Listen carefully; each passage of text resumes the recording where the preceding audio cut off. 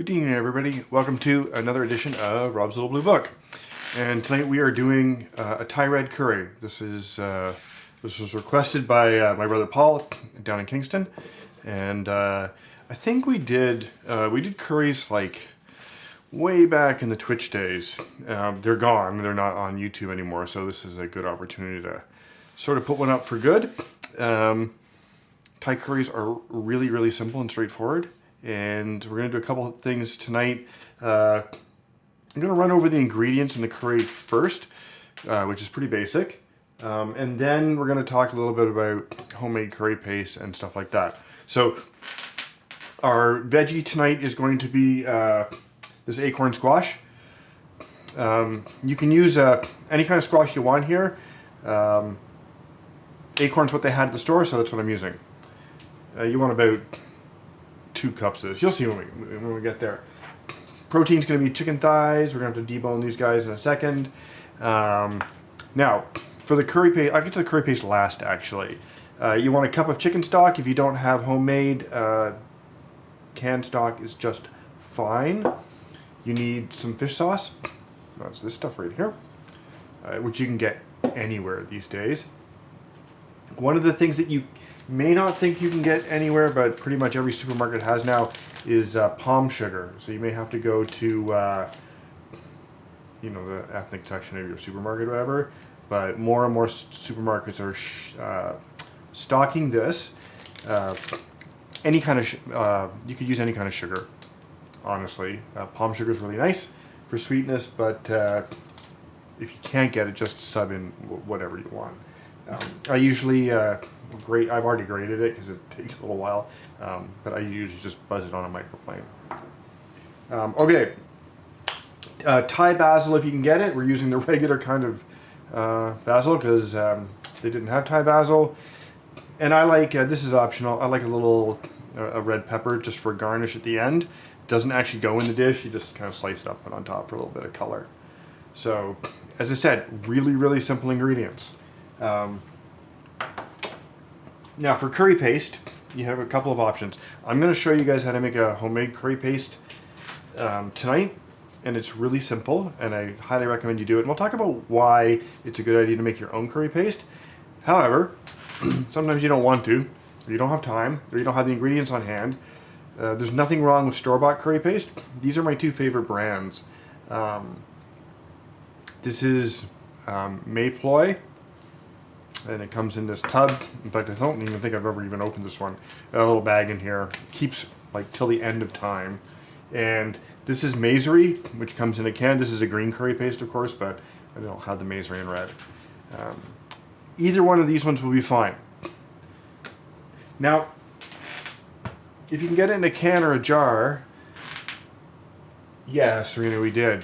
They came with the move. We just, I normally make the curry paste from scratch. In fact, I think those are the example cans I just bought to show people from the last time we did curry. So, but one of the reasons, there's 2 reasons to make your own curry paste. The first one is you get to use all fresh ingredients and it's going to taste amazing. And that's kind of like fresh is almost always going to be better. But the other reason is you have no control over the spice level of this curry paste. And because all of the flavor ingredients, and we'll get into the ingredients in the curry paste in a second, but they're all bundled in here with the spicy pepper part. And so if you're not into like super spicy curries, and a lot of people aren't, then you're not going to put in as much curry paste. Makes sense, right? But when you don't put in as much curry paste, you don't put in as much of all the other flavors that are in curry paste that make a dish taste amazing.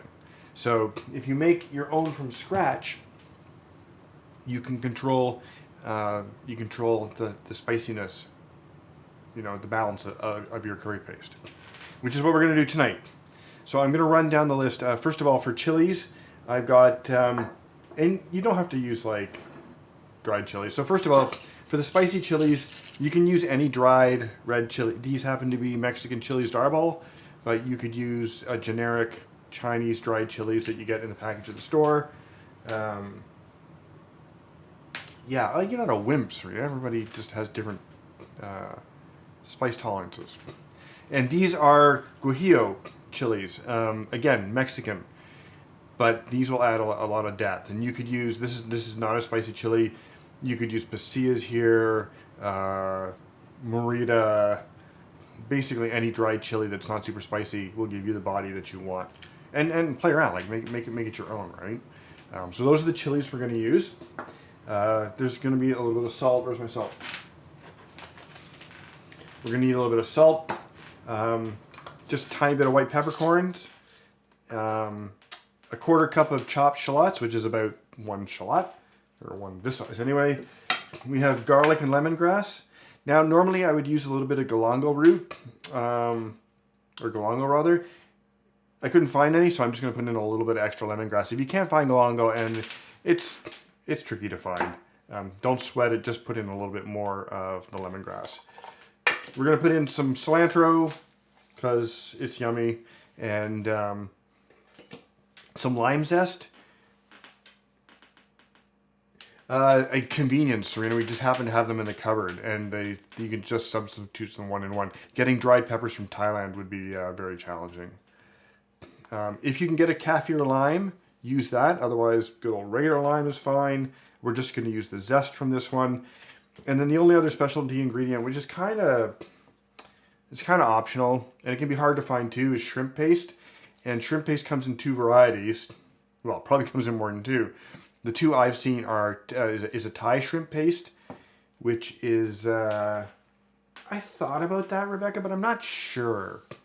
And I kind of just wanted to try it without it. You probably could sub in ginger, but I'm not sure it fits the flavor profile. Galangal is a lot milder than ginger, so I just chose to just use more lemongrass. For shrimp paste, this is the Filipino version, which is very, very similar. We're only using a teaspoon of this. It's just to give it a little seafood flavor along with the fish sauce. So now the experiment we're going to try tonight, let me start seeding these chilies, and then we'll talk about the experiment. The experiment tonight is going to be, now when you're, even for your spicy red guys, even if you like spicy, you want to take the seeds out. They are really spicy. Now what we're going to do tonight, what we're going to try and do tonight, is, what am I going to mix these up? I'll just put them here for now. I normally do the root ingredients like the garlic and the lemongrass. I would normally do in a mortar and pestle and pound it to a paste. But I'm going to experiment tonight and see if I can just blitz everything in the mini chop. So we'll see. If it doesn't work, I'll just go back to mortar and pestle. But you definitely want to do your chilies in a spice grinder or a mini chop or whatever. Don't use your coffee grinder with hot chilies unless you like really spicy coffee for a few days. Don't ask me how I know that. This is really easy. And these are dry. You can also cut these apart with scissors if you want, but this is going to work fine. And we'll see how spicy this is. This seems like a lot. I may end up making a second batch for Serena later. We'll see.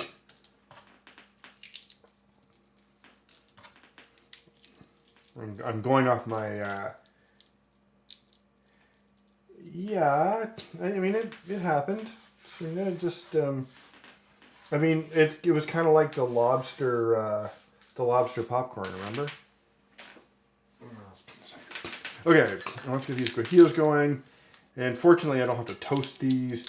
You don't have to stress the seeds in the guajillo chilies nearly as much, because they're not spicy. But they are a little bit bitter, so you don't want like a ton of them. Okay, chili's done. What else am I going to put in here? So I'm going to start... I mean, can I actually bring this guy over here? Yeah. I'm going to start assembling this. You guys can see okay? So the chilies are going to go in. Great. I'm going to use pretty much all this garlic, except for the one that fell on the floor just now. And we need that tray back. For lemongrass, I want about like 3 tablespoons, I guess. I'm going to pre-chop a little bit of this because this stuff is really tough. I'm just going to eyeball this. That's about 2 tablespoons, so a little bit more. Yeah, I know. I will definitely do that, Serena. I have learned that lesson the hard way, too. That is definitely not a fun lesson to learn. You definitely don't go anywhere near your mucous membranes after touching chilies. I kind of feel like that's enough lemongrass. I got the garlic in, right? Oh, and I said the shallot, right? Let's do a little white peppercorns next before I forget. Hopefully, these just blitz up. We'll see. As I said, you got to experiment sometimes, right? Because the thing is, if this does work, this will cut my own prep time for doing Thai curries by a fair bit. So I'm a little bit invested in this experiment. Shallots can go in.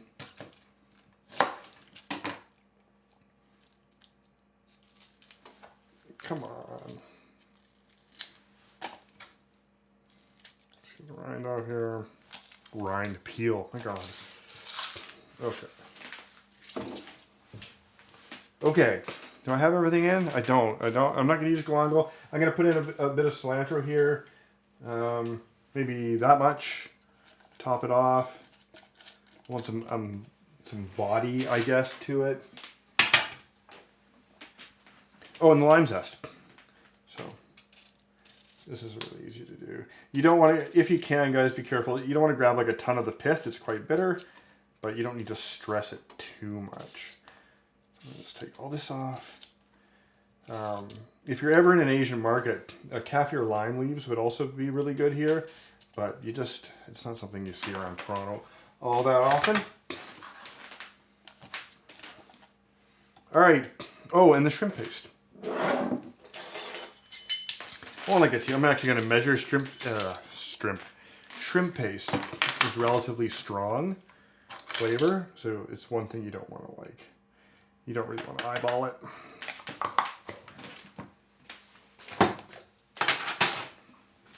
Oh, and I want a little bit of salt. I'll say about a teaspoon of salt.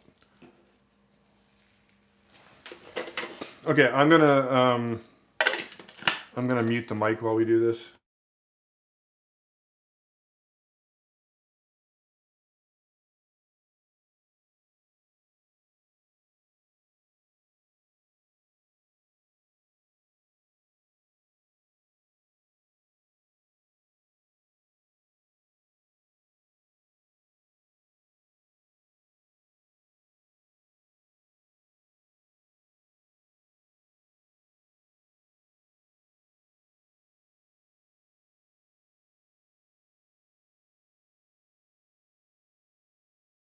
All right, fill you guys in on what's going on here. It's working. However, the issue I'm running into is that because I didn't use the... oh, actually, it's actually going okay. You need to kind of get the juice and the liquid out of your garlic and lemongrass to actually make the paste. So what I'm going to do here is I'm just going to encourage it with a tiny bit of stock to give this, let's blend up a bit more.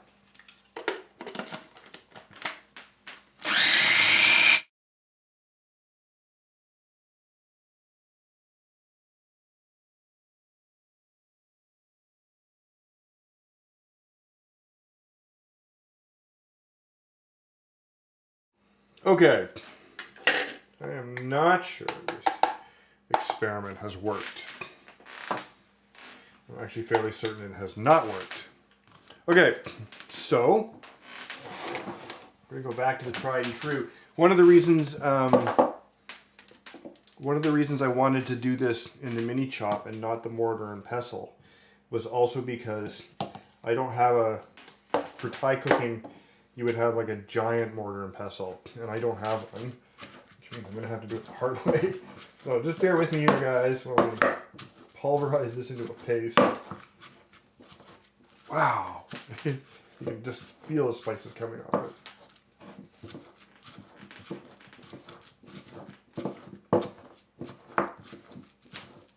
shaking the whole table.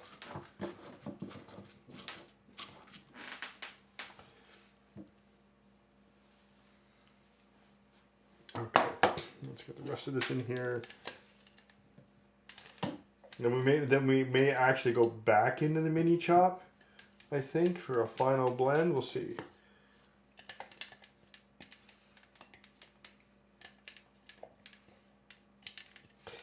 I gotta tell you, it smells incredible. So I'm certainly not worried about the flavor part of it. But in terms of, how am I gonna do this without like totally smashing this?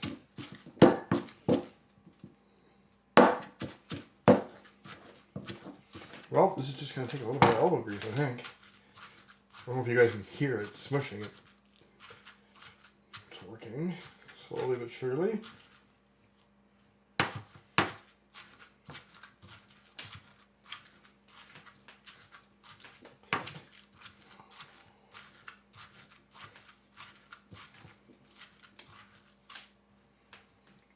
think I might actually invest in a larger mortar and pestle. Okay, almost there. Oh wow. That's my eyes are, I'm leaning right over this. My eyes are starting to water like crazy. Whew. Give me a sec, guys. Wow. I mean, it is definitely fresh, right?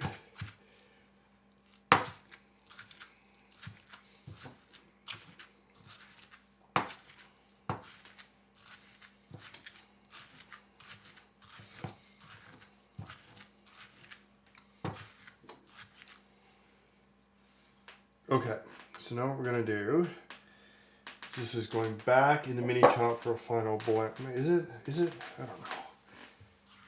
It's just good the way it is. I think it's just good the way it is. Yep, we're good. We're good. Nice pasty consistency. Okay.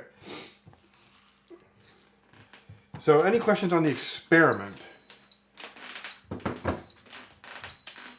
Oh, that's the rice.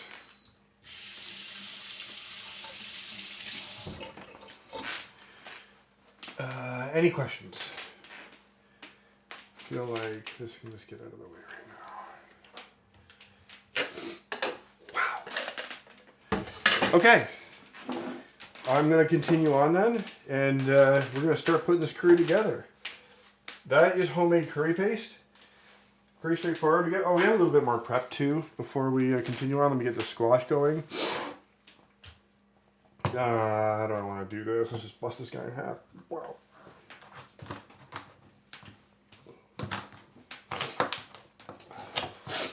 Whew. Yeah, he's ripe enough. He's ripe enough. And we're just going to scoop the seeds out. I'm actually going to split this guy. Like this. I think I only need a half of it actually. Just scoop the seeds out. It's already reminding me of Halloween. I don't even know if you can actually eat these seeds or not. So if I was using a kombucha squash, or any of the squashes that I tried to get that weren't acorn squashes, I would leave the skin on.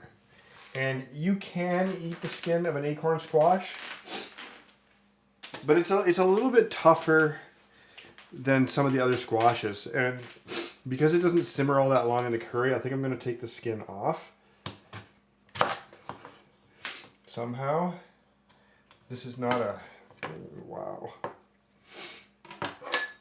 This is not the ripest squash. Another reason to take the skin off. Yeah, I'm going to do this. So normally when I do this, this skin just kind of pops right off. It's going to make my life hard tonight.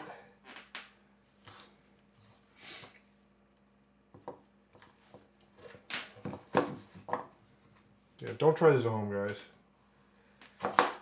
There we go. Get my squash piece. One way or the other.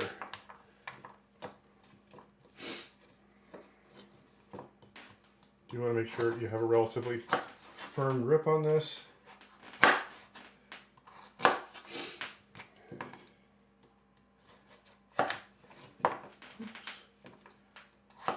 I'm not even watching it. Anybody have any questions? Have we seen any questions? Nah, we're good. Okay.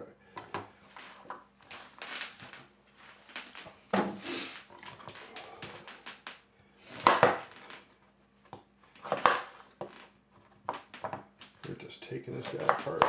Probably should have just left the skin on. So in my list of things to do before stream next time is going to be prepping the squash. However, it's kind of going okay.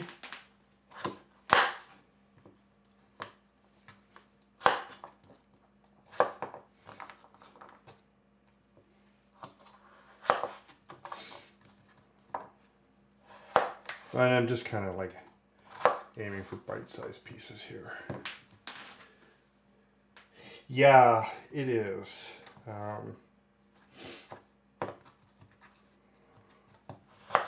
It's a little unwieldy, but honestly, I don't know that I'd want a smaller knife. This is, I'm definitely going to let this squash cook longer than I normally would for this kind of thing.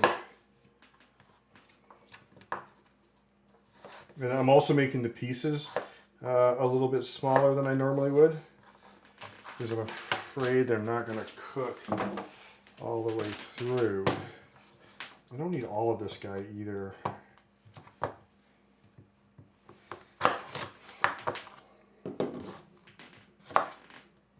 to make my life a bit easier here.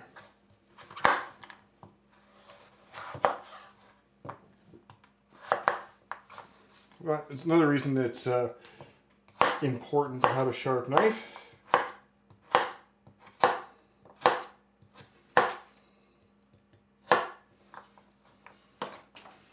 And I'm going to take one more bit of squash here. Just one more piece here. That's all I need.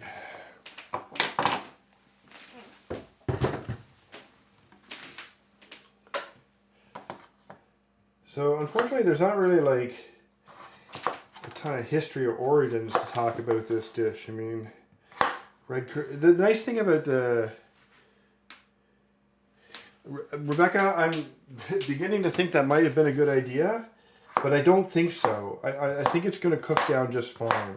And you don't want it to, like, it wouldn't be the end of the world if it got super soft and just became part of the curry, but I like the color and I like the pieces, so I'm kind of hoping it stands up a little bit. But we'll see. We'll see, right? As I said, this isn't the squash I normally use. And so, if you do want to make a red curry, though, by the way, you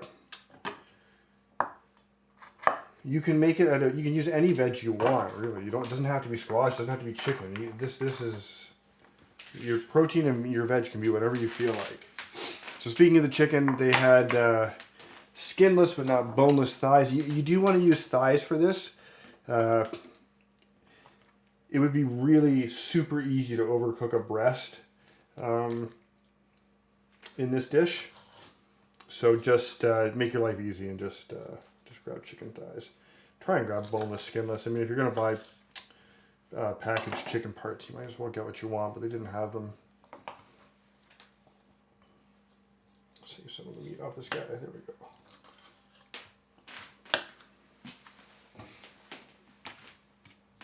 And I'm just going to, of course, we're just going to dice this up into a sloppy job at the butcher. They left a lot of fat on these that I would not have left on personally, but that's just me.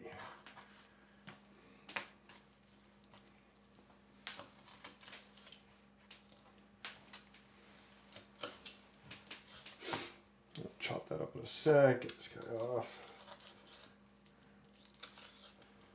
And one more piece out of there. It's good. Get rid of my trim. Again, this is just, they do this. See, and you see what they do? This is one of the reasons not to buy chicken like packaged up, because this was like, looks all nice, right? And they just like Looks like a nice, well-trimmed piece. You flip this sucker over, and there's like skin, fat, sinew here that they've just left on to increase the weight, and then folded it under. It's just sloppy, you know.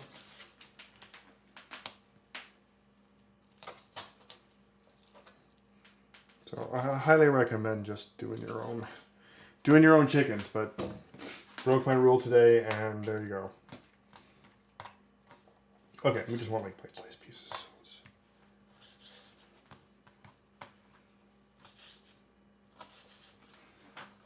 It's been a long time since I made a curry. I honestly think the last time I did curry was the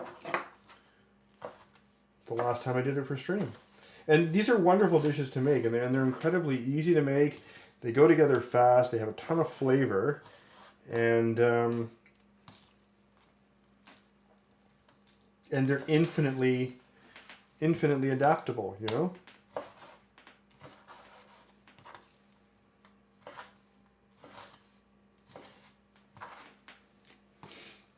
I'm almost ready to assemble here.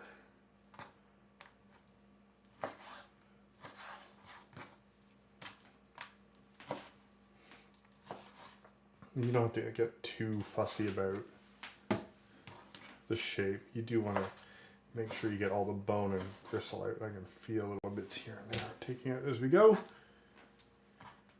Okay. Raw chicken can go away.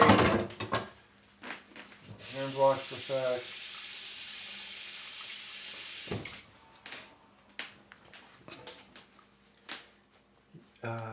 Good for left. Yes, it is good for leftovers.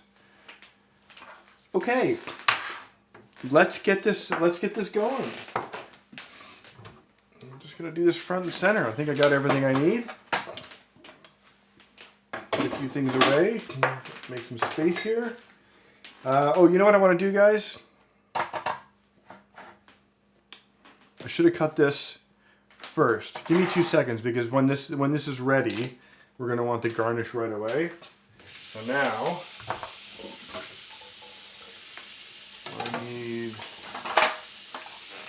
Out of the way.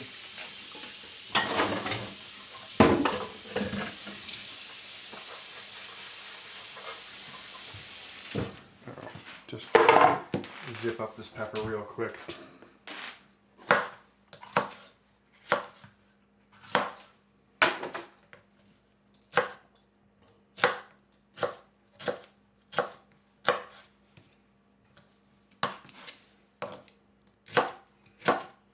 Thai curries don't take all that long to cook, so I want to get this out of the way first. And let's just get our basil. I'm just leave this on the cutting board actually. It's all going on at the same time.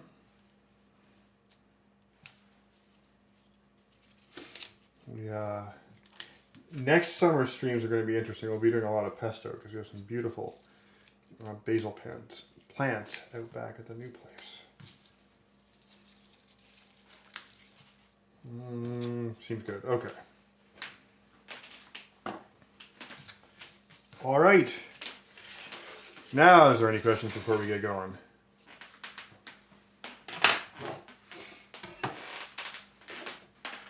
Okay.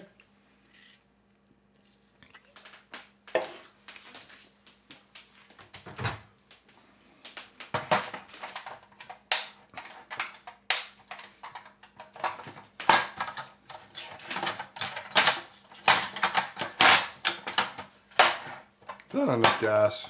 Sorry guys, give me a sec. No. Do not want to run out halfway through tonight.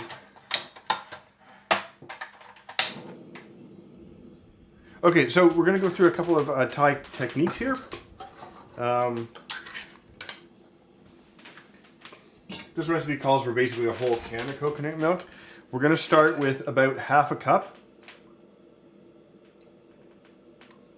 And unlike just about any other cooking, we're gonna deliberately break this coconut milk. And this is kind of interesting because many cuisines start with spices or peppers sauteed in oil, cooked in oil. Indian has the tarka, and the Thai dish is kind of the same. We're going to cook this coconut milk. I'm going to add the spice base in a second anyway, but we're basically going to cook this over a pretty high heat and deliberately break it so the oil and the milk separate, and then that oil gives us what we need to saute the spices. But let's just pop this. You can just pop this straight in right off the bat. That was a lot of spice base.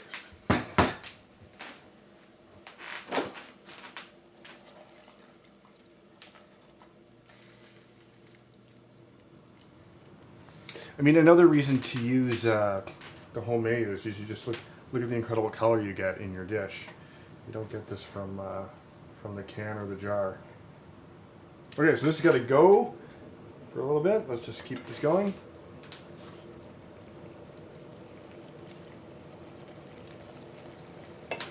Wait, not that much. This burner really cranks out the heat. But we do want to cook this until we see the oil separate. Which could be a couple minutes.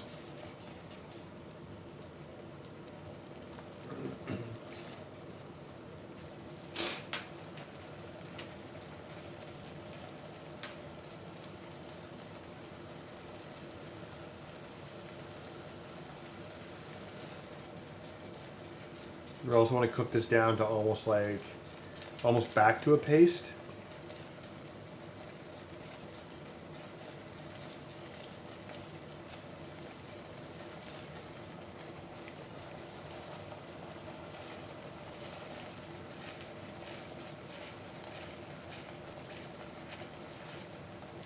And all right, so you can sort of start to see the edges here, the oil separating from the coconut milk.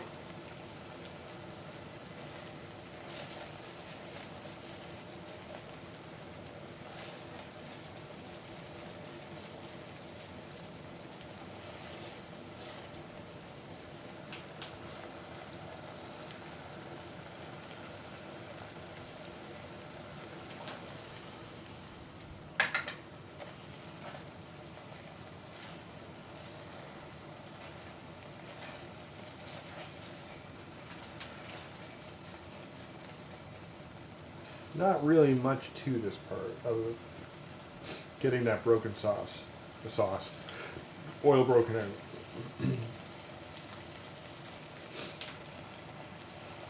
It is, so to get it really red you would have to add a lot more red chilies, which I decided to forego. And the green, of course, is coming from the lemongrass.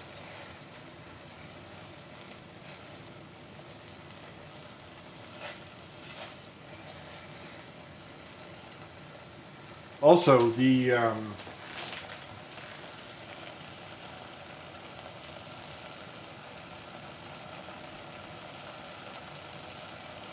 has artificial color in it, the red stuff.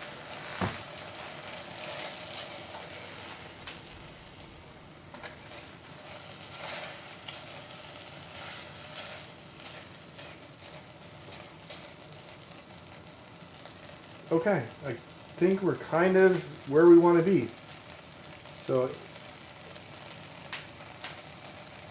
oh really, Serena? Yeah, it's quite potent. So in goes the coconut milk. And we're gonna add in the chicken stock at the same time. And the chicken itself is going in.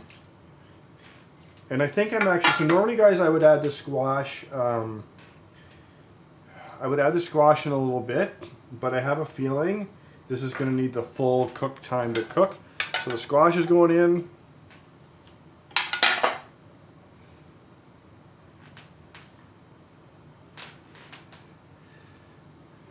Oh yeah? It's, I mean it's definitely got a green cast to it now. Excuse me. Okay, hang on. I want to add. I'm missing something. Oh, the fish sauce. I want about 1 tablespoon to start of the fish sauce. And we can adjust that later.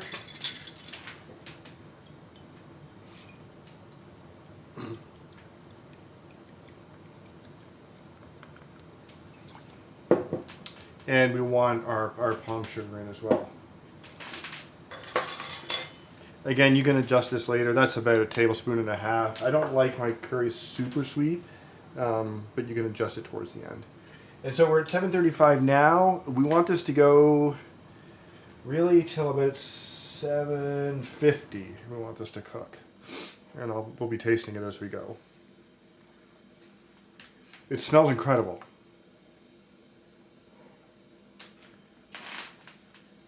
Okay, so since we have a bit of time, more time than I thought we were going to, what do you guys feel like for next week? We can talk about that for a little bit. I have exhausted my my list of stream ideas for the near future. So I am open to any kind of suggestions that you guys might have.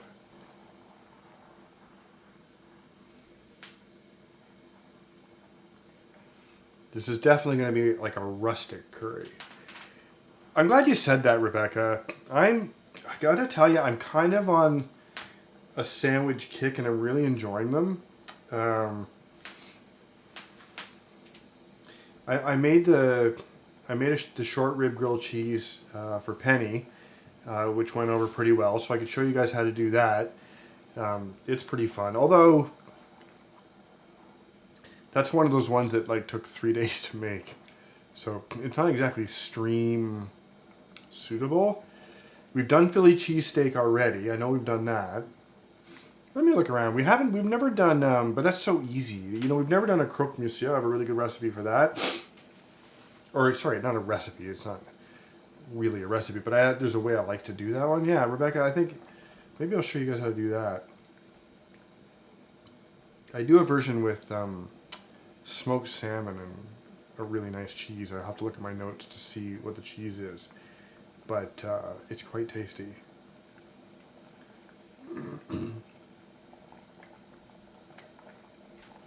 And I'm gonna leave this on a pretty high heat, I think. Get everything cooking. And of course, I'm always down for pasta. We talked about doing ravioli. Oh, you know, maybe Rebecca, what about doing the, since we're in Toronto, what about recreating the California sandwiches one? Because that is a sandwich kind of near and dear to my heart that has a history for me. That could be really fun.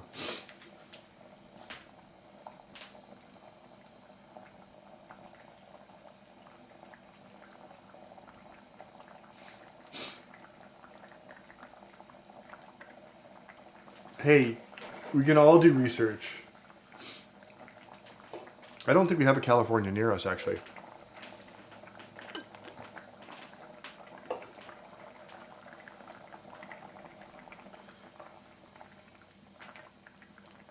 It'll thicken a little bit, Rebecca, but it's not. Thai curries aren't thick in the same sense and in the same way that like Indian curries or Japanese curries are. There's no thickening agent in them. I need to do the original. Okay, I mean, I'll do the original. Oh, you mean the original location? I did. There's rice behind me.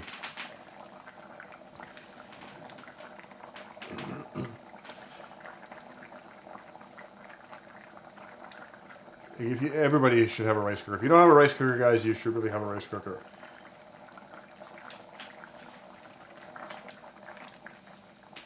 Wow, it just smells incredible. It smells really good. Oh.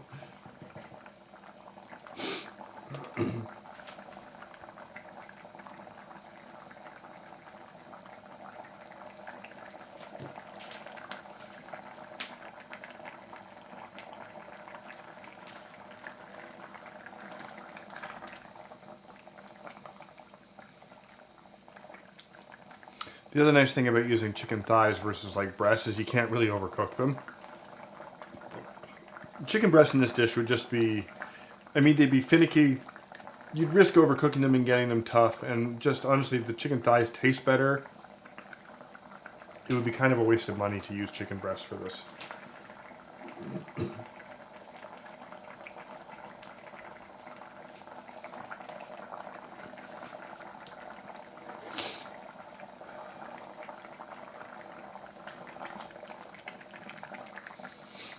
Okay, this has got another 10 minutes to go, so if you guys have any questions about anything, now's the time to ask.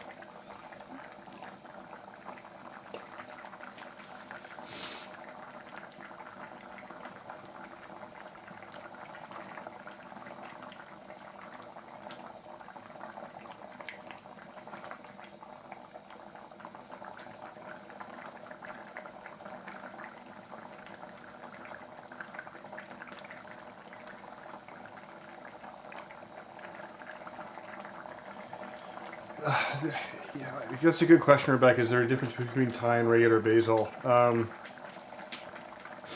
mean, yes. But to be honest, it's so hard to find Thai basil in Toronto that I have tasted them side by side. Thai basil is a little, it's a little more pronounced in its flavor. I think it's a little bit sweeter. Oh, yeah. Serena and I were talking about putting potatoes in a dish to make it less spicy or less salty. Those are okay. So Penny has the opposite experience. Okay, yeah. Penny knows. As I answered the basil question, it has honestly been so long since I've been able to find it. I do find the Thai basil. Yeah, it's more. So I say sweet. You say floral, Penny. But I think you're right. Okay, I'm gonna turn this down. I'm gonna boil all my liquid away. And to answer Serena's question, we were talking the other night about the kitchen technique of putting potatoes in a dish to either make it less spicy or less salty. And it doesn't really work. What potatoes will do is, of course, just absorb some of the liquid in the dish, and it will make the potatoes, because the potatoes salt gets concentrated, the spice gets concentrated, it will theoretically make it less spicy. I've never been able to get that to work. It's really difficult. If you over salt a dish, the easiest way to fix it is just to add something sweet. Will help a lot. And surprisingly, I did this with what did I do it the other day? I did this just the other day. But even just adding like a little bit more liquid will take the saltiness of a dish down quite a bit. I was surprised. I can't remember what I made, but I oversalted it, and I added it was about this much, the serving size, and I added maybe a cup of broth to it, and took it down to just where I wanted to. So I was really surprised, because in my other experiences with salt, I find once a dish is seasoned too heavily, it's hard to go back. Certainly with spice, I've done that with chilies. If you make a chili that's too spicy, you can double the recipe and it won't be any less spicy. But salt seems to be a little different.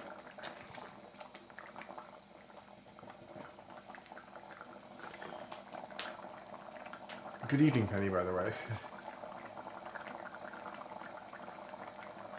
Right, I think that's what it was. Although that broth just went down to like a syrup. I mean, I could have put that in and like wrapped it up as bouillon cubes. It was so strong. It was good though. Okay, we've got 5 more minutes on this. And I don't have a fork to poke these squash thingies. We'll see.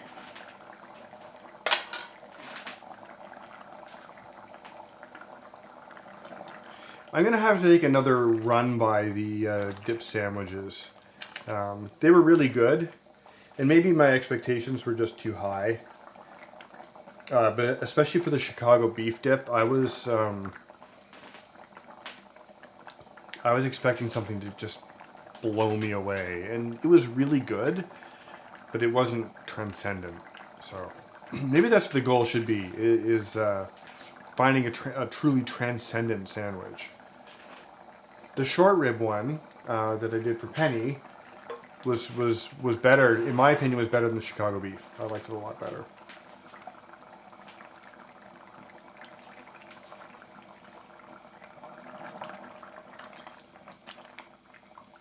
Yeah, this is perfect. And when it comes to consistency, this is going to reduce down to about the consistency I want. And guys, you know, you're making this, and you know, adjust the consistency to whatever you like. The Green Goddess one was so far my favorite. I really thought that was a brilliant blend of flavors. I would make that again in a heartbeat. I actually have to make up another batch of the Green Goddess stuff. Like homemade, like Serena making actual homemade peanut butter and jam from scratch on the bread. The problem is just doing that on stream is a little challenging. I can do that, like make peanut butter and jam. Why not? And bread. Oh, did I just steam up my? I did. Bacon jam and peanut butter. I don't know about peanut butter and bacon. Maybe? Okay. Really? Guys? Bacon jam and peanut butter from scratch. Okay. Sure. With Shokupan? I mean, I can make Shokupan. Okay, I'll tell you what, guys. I'm not gonna, oh, I'm glad, Penny. I'm not gonna devote an entire stream to bacon because I can't do it on stream. I would have to TV time it, and then I'm just making a PB&J sandwich. However, what I can do, maybe we'll do it as like the cool thing one week, where I'll make everything in advance, and the cool thing for the week, well, we'll just make the sandwich at the beginning. So you want bacon jam and peanut butter on Shokupan. Okay, I'm game. Somebody has to write it down. I will remember. Okay, we're 2 minutes from this being done. It smells great. Get the heat down just a little bit here. I can listen to hungry viewers. I think that'd be fun. And I'll dig into my my new book too. I don't know if I showed you guys my new Flavor Thesaurus mega book, which is pretty exciting for me. I bought that with the intention of really branching out in my own personal creative cooking, and I can apply it to a sandwich. Okay, so in the meantime, let me fluff the rice and start assembling this dish.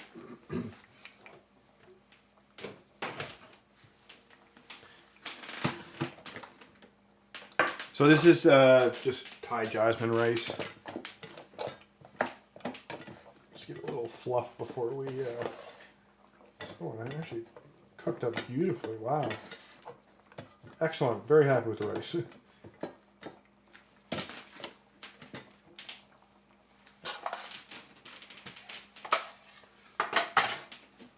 And I'm definitely doing a taste test before I put some of this in a bowl for Serena, because I have a feeling... Well, we'll see. We'll see. We'll see. Okay, 1 minute. 1 minute, but I think this is ready to go. So let's put this together. Did I just bring 1 spoon? And see where we get to.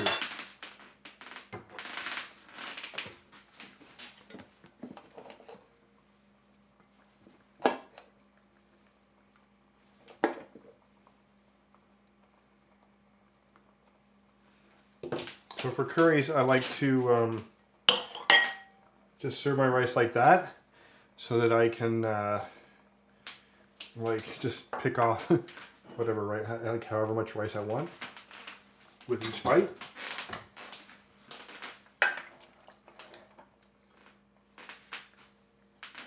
All slopped all over the place. Let's get some liquid too.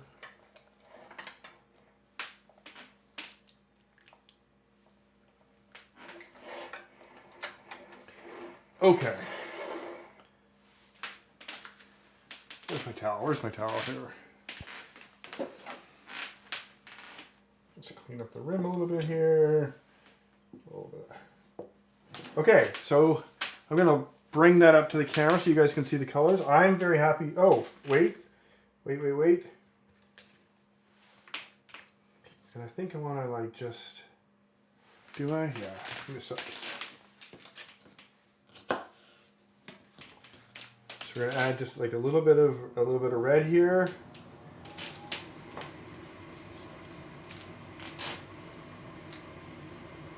A little bit of basil for color.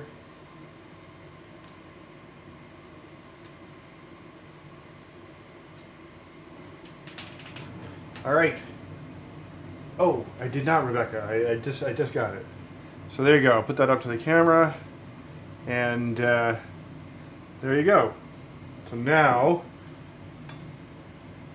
yeah, it's just a garnish penny.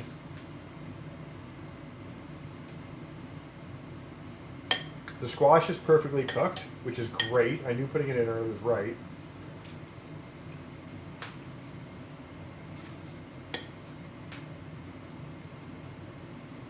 Wow.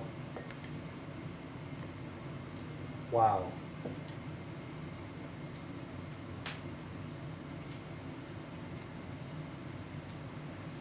Okay.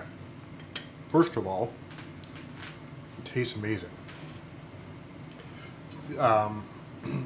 There's an incredible depth of flavor that you do not get from a store-bought paste. There's no way. This is, wow, I wish you guys could taste this. It is extremely spicy.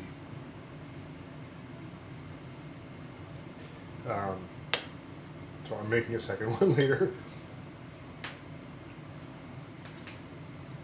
Yeah, it's delicious. It's just fantastic. Every flavor, every ingredient we put in the spice paste is coming through almost as an individual flavor. You can taste the lemongrass and the garlic. Okay, you can't really taste the shallots, but that's okay because they're supposed to blend into the background anyway. Yeah, this. I wish it's hard to describe. It's like it's almost like the paragon of curries. It just tastes like everything you want a curry to be, all at once. Well, hot.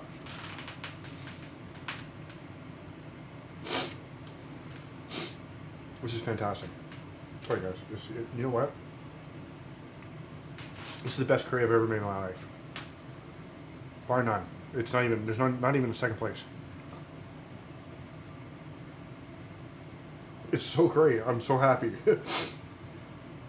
I'm gonna have to, like, you guys all know me. I'm gonna put some of this aside. I gotta bring you, even if you just have a little taste of this. It is unbelievable. So happy with it.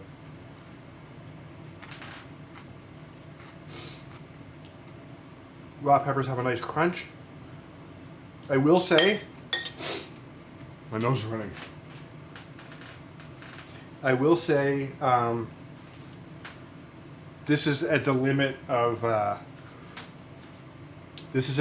my spice tolerance, which is pretty good. So, but here's the thing, like, you saw me make the curry paste. You could easily dial back the red chilies and have all of the amazing flavor I have here with a fraction of the spice. And even the, I was a little concerned because I didn't get to pound it into an actual, like, full-on paste. that it would be too rustic, that they're like bits of lemongrass or whatever. But they're all gone. They all just dissolved into the sauce. I can't. There's no texture from it that I can taste.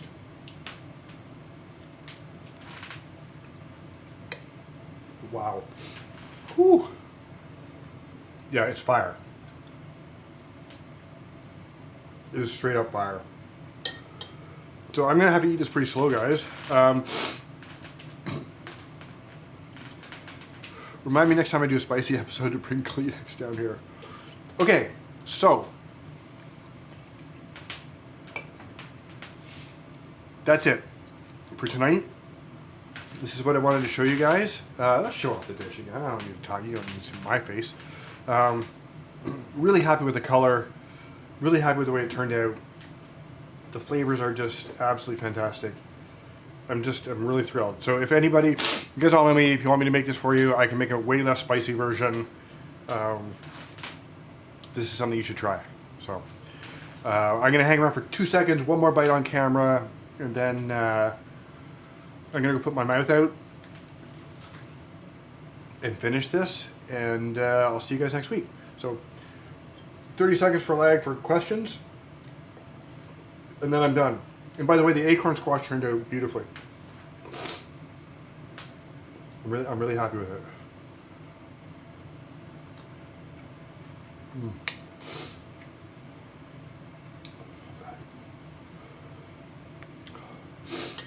Oh, okay. As always, love doing this for you guys. I'll see everybody next week as we. I can't promise I can do the PB&J thing for next week because I got to make jam and peanut butter and figure out how to do that. But it'll be fun. I'm leaning towards the sandwich, as Rebecca suggested. I'm leaning towards the California sandwich because it's iconic for Toronto and it's a fantastic sandwich, and everybody should know how to make it. So that's what we're going to do next week, I think. Anyway, everybody enjoy your time until then, and I'll see you then.